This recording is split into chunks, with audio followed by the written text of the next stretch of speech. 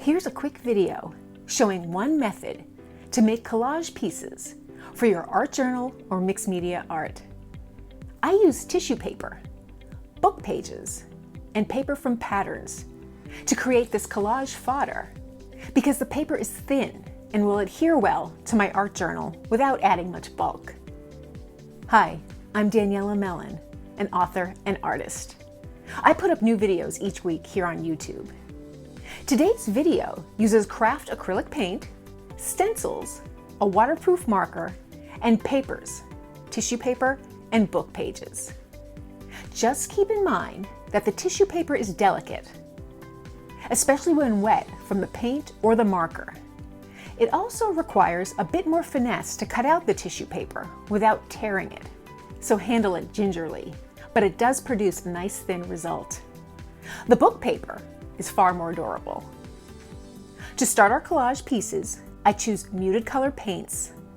I set them on my palette and keep a stack of papers nearby. For this video, I'm dedicating a color to each shape. I just make simple shapes, letting the paper show through.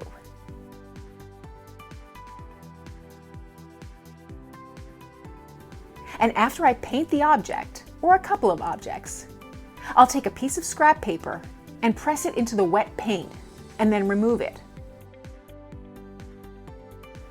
This allows me to remove some of the paint, keep my design kind of rustic, and keep the actual collage pieces very light. I'll make simple shapes, circles, long triangles, and starbursts, all to be transformed into abstract flowers later. I'll make the leaves and vines in the same way, very rustic and organic.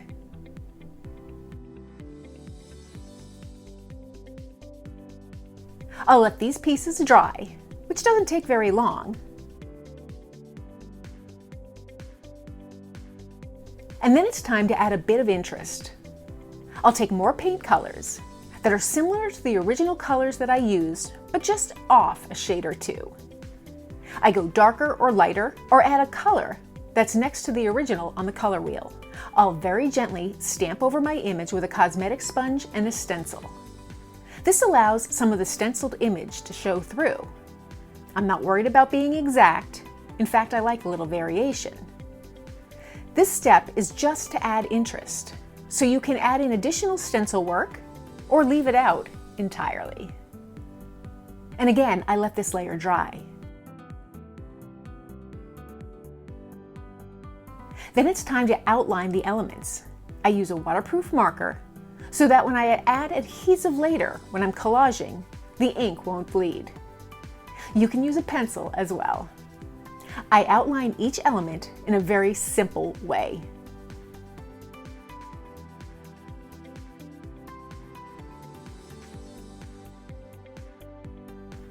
Now when that's done, it's time to cut out each element.